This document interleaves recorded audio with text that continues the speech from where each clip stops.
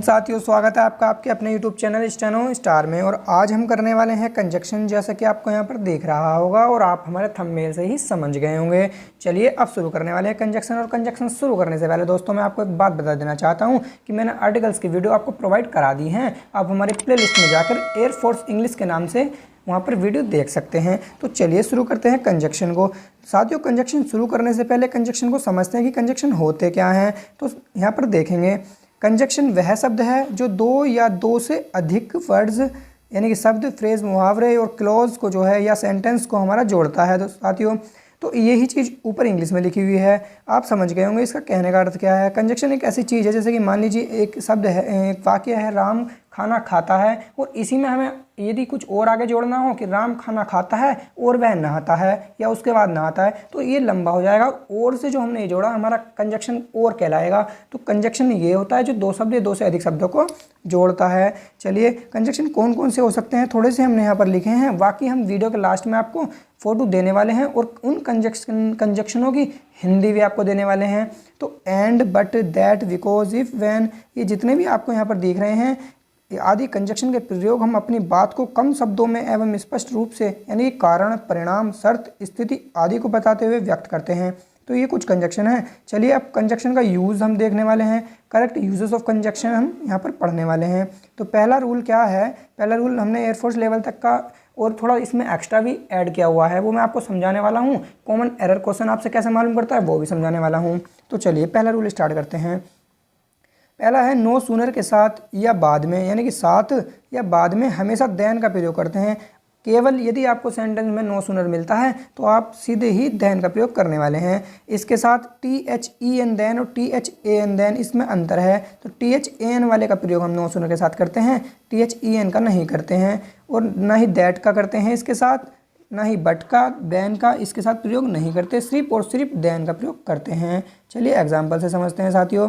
देखिए यहाँ पर लिखा हुआ है, no sooner had he reached home than she called him. ये सेंटेंस आपका सही है। अब आप सोच रहे होंगे इसकी हिंदी अगर हम नहीं निकालें तो शायद हमसे नहीं होगा। तो साथियों बिल्कुल भी आप निश्चिंत रहिए, यदि आप पे इंग्लिश की हिंदी नहीं आती है ना बनानी, तब भी आप कर सकते हैं। बस आपको रूल याद होना चाहिए। देखिए कैसे, आप हिंदी मत निकालिए, आप रूल पकड़ लीजिए। नो सूनर है और नो सूनर के सामने रूल क्या पड़ा कि THAN वाला देन का प्रयोग हम करते हैं। तो हम जब आगे को सेंटेंस में चलेंगे, देखा देन का प्रयोग यहाँ हुआ है, तो यानी कि सेंटेंस हमारा सही है। और इसके साथ यदि देन की जगह, इस देन की जगह यहाँ पर ये इन तीनों में से कुछ होता या कुछ और होता तो सेंटेंस हमारा गलत हो जाता। चलिए नीचे और समझते हैं। देखेंगे नो सूनर डज, इस तरह से आपको कॉमन एरर देता है एग्जाम में। नो सूनर डज पहला part, she arrived than second part, और शी विंग्स टू कुक ये दिख रहा है आपको। तो 3-4 पार्ट हो गए एक नो एरर का। तो अब आप बताइए यहाँ पर एरर क्या है। तो आपको हिंदी निकालने की बिल्कुल भी आवश्यकता नहीं है, आप डायरेक्टली रूल पर जाएगी। नो सूनर, और नो सूनर के साथ हम किसका प्रयोग करते हैं, THAN देन, THAN का, और यहाँ पर किसका प्रयोग है, THEN का। तो कहीं ना कहीं इस वाले पार्ट में ही एरर है, क्योंकि यहाँ देन की जगह ए आना चाहिए था, ई की जगह ए आना चाहिए था, तो ये सही हो जाता। चलिए इस तरह से आपको क्वेश्चन पूछ लेता है। अब इसका नोट पॉइंट देखते हैं।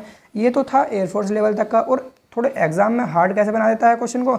आप इस क्या होता है, नो सूनर के साथ हैड चलेगा और बर्फ़ की थर्ड फॉर्म चलेगी, या फिर डिड, डू, डज, या बर्फ़ की फर्स्ट फॉर्म प्लस सब्जेक्ट और प्लस देन। ये इसकी एक फॉर्मल रूल है पूरा कंप्लीटली, जो हर एग्जाम के पैटर्न में आपको कंफर्म कर सकता है, एयरफोर्स तक के लिए ऊपर कर सकता है। तो आपको ये समझ में आ गया होगा। देखेंगे आपको दिख रहा होगा यहाँ पर डज का प्रयोग हुआ है और ऊपर वाले में हेड का प्रयोग हुआ था। तो इस तरह से पूरी एक इनकी क्लोज होती है, एक पूरी क्लोज होती है। ये पूरा रूल है, आप लिख लीजिएगा। ये यदि आपको हिंदी नहीं भी आती है, रूल्स के अकॉर्डिंग आप कर सकते हैं। चलिए अब हार्डली वाला समझते हैं। सेकंड रूल देखते हैं। हार्डली या स्केर्सली के बाद वैन का प्रयोग होता है, ये भी रूल है। हार्डली और स्केर्सली के बाद WHEN वैन का प्रयोग होता है। कहीं कहीं इनके साथ बिफोर का प्रयोग भी हो जाता है, लेकिन इनके साथ देन और देन, दैट इस चीज़ का प्रयोग नहीं होता। इस वाले देन का प्रयोग नो सूनर के साथ होता है, आपको अभी बताया है। चलिए अब समझते हैं हम एग्जाम्पल के थ्रू।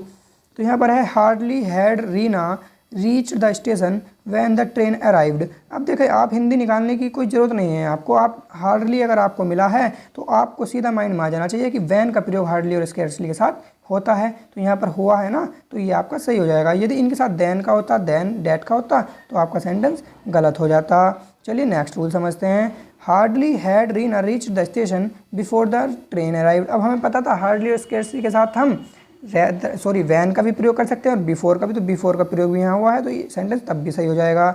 और एग्जाम में कैसे पूछता है, तो एग्जाम में पूछता है hardly had I left the house then it began to rain. कोई हिंदी अर्थ आपको निकालने की कुछ भी आवश्यकता नहीं है, आप डायरेक्टली रूल पकड़ लीजिए कि हार्डली और हार्डली के साथ हम क्या का प्रयोग करते हैं, WH वैन। अब इसमें आगे चलेंगे तो कहीं ना कहीं कंजक्शन मिलेगा, तो ये आपको देन मिल गया और देन का प्रयोग इसके साथ हार्डली के साथ नहीं होता और स्कैर्सली के साथ या तो बिफोर का होता है या वैन का, तो इसकी जगह बिफोर या वैन होना चाहिए था, तो हमारा सेंटेंस सही हो जाता। तो कहीं ना कहीं कौन से पार्ट में एरर हो गई, इसी पार्ट में हमारे एरर हो गई है।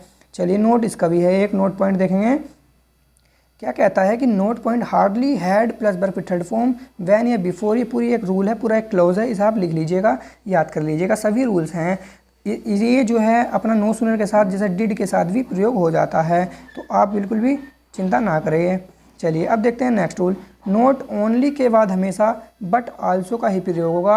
ये रूल अगर इसने ये कह दिया कि इसके बाद ये लगना है तो रूल होता है, वही आप लगाएंगे, कुछ और आपको नहीं लगाना है। अगर ये कहते हैं नोट ओनली के साथ बट आल्सो का प्रयोग होता है तो सिर्फ बट आल्सो का ही प्रयोग आपको करना है, ना ही इसकी जगह कुछ और, जैसे एंड आल्सो का नहीं करेंगे, सिर्फ बट आल्सो का करेंगे। देखेंगे example, Mohan is not only rich but also honest. अब देखिए नोट ओनली आया तो हमें हिंदी अर्थ निकालने की कोई आवश्यकता नहीं है, नोट ओनली आया तो इसके साथ हमें पता है बट आल्सो भी आना जरूरी है। अगर बट आल्सो नहीं है तो सेंटेंस वहीं गलत है, तो बट आल्सो यहाँ पर आ गया तो सेंटेंस आपका सही।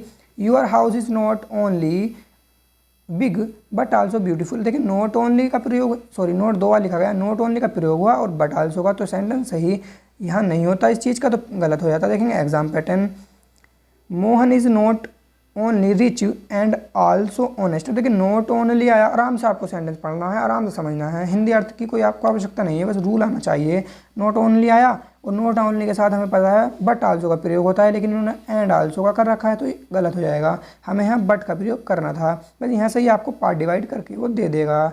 चलिए नेक्स्ट देखते हैं एग्जाम्पल, देखेंगे your house is not only big and also beautiful. तो आप देखिए नॉट ओनली के साथ किस चीज़ का प्रयोग होता है, बट आल्सो, और इन्होंने यहाँ पर क्या दिया है एंड आल्सो, तो यहाँ पर इस सी पार्ट में आपका एरर हो जाएगी। चलिए नेक्स्ट रूल पढ़ते हैं, बोथ के बाद हमेशा एंड का प्रयोग होता है, बोथ के बाद हमेशा एंड का प्रयोग होता है, एज वेल एज या बट या इसकी जगह कुछ और होगा तो सेंटेंस आपका गलत हो जाएगा। तो बोथ के बाद हमेशा आपको एंड भी फाइंड आउट करना होगा सेंटेंस में। तो चलिए देखते हैं कैसे।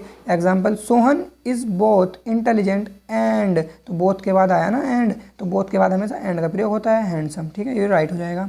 Sohan is both intelligent as well as handsome. अब हमें पता है बोथ कहीं भी मिलेगा, चाहे सेंटेंस के शुरू में मिल जाए, तो कहीं ना कहीं बोथ के साथ हमें रूल पड़ा है कि एंड का प्रयोग होता है, तो हम एंड का प्रयोग करेंगे। और यहाँ किस चीज़ का हुआ है, बोथ के साथ किस चीज़ का प्रयोग हुआ है, बोथ के साथ प्रयोग हुआ है एज वेल एज, और जबकि हमें पता है बोथ के साथ प्रयोग होता है एंड का, तो यहाँ पर ये सेंटेंस हमारा गलत हो जाएगा। इसी तरह से आपको पार्ट डिवाइड वो कर देगा। नेक्स्ट देखते हैं, Sohan is both intelligent but handsome. तो देखिए सोहन इज़ बोथ, ठीक है, अब इंटेलिजेंट आ गया लेकिन बट का प्रयोग हो गया, हैंडसम, लेकिन बोथ के साथ हम प्रयोग किस चीज़ का करते हैं, एंड का प्रयोग करते हैं। तो ये हमें ध्यान रखना कि बोथ के साथ हमेशा एंड ही आएगा, बट या एज वेल एज या कुछ और चीज़ नहीं आएगी। यदि आती है तो सेंटेंस गलत हो जाएगा।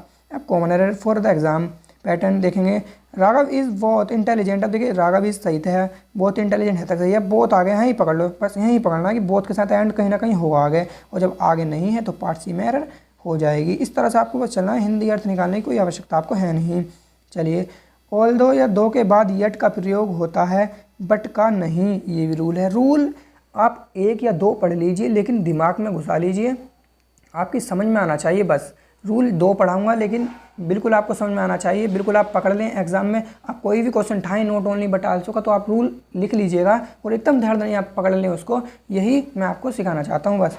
चलिए अब देखते हैं, ऑल दो महिमा, इसका एग्जाम्पल, ऑल दो Mahima is rich yet she is not happy. तो देखेंगे हमने क्या पढ़ा था कि इसके साथ जो प्रयोग होता है यट का होता है, और यहाँ पर इसके साथ यट का प्रयोग इन्होंने क्या है, तो सेंटेंस हमारा करेक्ट हो जाएगा।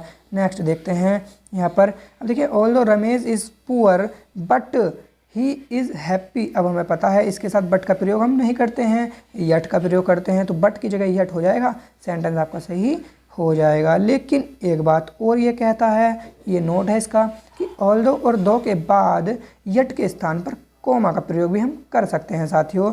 ये रूल है, लिख लेना आप सारे। All the Anil is rich he is not happy. तो देखिए यहाँ पर जो अब क्या हुआ, हम यट का प्रयोग करते थे, यट की जगह हमने कोमे का प्रयोग यहाँ पर कोमा का प्रयोग कर दिया है, आपको दिख रहा होगा। तो इस तरह से भी हम सेंटेंस कर देंगे तो करेक्ट हो जाएगा। लेकिन कोमा और कोमे के बाद इस तरह से आप नहीं करना। वैसे तो इस तरह से फाइंड आउट नहीं करने को देगा वो आपको, लेकिन मैं फिर भी आपको बता रहा हूँ। चलिए अब देखेंगे, though Mahima is poor she is happy. तो महिमा इज़ पुअर और कोमे का प्रयोग हुआ है, यट का नहीं हुआ है, तो तब भी हमारा सेंटेंस करेक्ट हो जाएगा। अब मैं आपको इन कंजक्शन की जो आगे भी पढ़ाने वाला हूँ और जो अभी नो सूनर स्कैर्सली हार्डली आपको पढ़ाए हैं, उनकी हिंदी आपको प्रोवाइड कराने वाला हूँ, उनका हिंदी अर्थ क्या होता है तो आप देखिएगा। चलिए दोस्तों, और उससे पहले मैं आपको एक बात और बता देना चाहता हूँ, यदि आपको हमारी ये वीडियो अच्छी लगी हो तो प्लीज़ शेयर एंड सब्सक्राइब कर देना हमारे चैनल को, और बेल आइकन भी आप प्रेस कर देना दोस्तों। तो ये रही इसकी हिंदी। देखिए जैसे कि एंड है, एंड को हम क्या कहते हैं, और। एज वेल एज को अभी पढ़ाया मैंने, क्या कहते हैं, और भी या तथा। तो इस तरह से ही हम नीचे आपके सभी ये हैं, आप स्क्रीनशॉट इसका ले सकते हैं। ये सभी मैं आपको पढ़ाऊँगा धीरे धीरे करके। अभी मैंने एज सून एज आपको पढ़ाया क्या नहीं। तो देखेंगे नो सूनर मैंने आपको और देन पढ़ाया, तो इसके साथ नो सूनर के साथ देन का प्रयोग करते हैं। यहाँ पर लिखा हुआ है ज्यों ही और त्यों ही इसका अर्थ होता है। हार्डली और स्कैर्सली मैंने आपको पढ़ाया, तो वैन और इसका अर्थ होता है मुश्किल या कठिनता से, और वैन का जो अर्थ निकलेगा की। तो आप समझ रहे हैं, इसके साथ वैन का प्रयोग होगा। तो इस तरह से सारे, अब देखिए नोट ओनली बट आल्सो पढ़ाया, तो नोट ओनली के बाद बट आल्सो का प्रयोग होगा, और नोट ओनली का मतलब होगा केवल ही नहीं, और बट आल्सो का बल्कि। इस तरह से मैं अभी काफ़ी सारे कंजक्शन आपको पढ़ाने वाला हूँ। आप फिलहाल इनका स्क्रीनशॉट ले लीजिए और इनकी हिंदी आप याद कर लीजिएगा। ठीक है साथियों, चलिए, और आज का सेशन यदि आपको अच्छा लगा हो तो प्लीज़ हमारी वीडियो को आप शेयर ज़रूर कर दीजिएगा दोस्तों, क्योंकि आपका एक शेयर किसी का फ्यूचर भी बना सकता है साथियों। जय हिंद।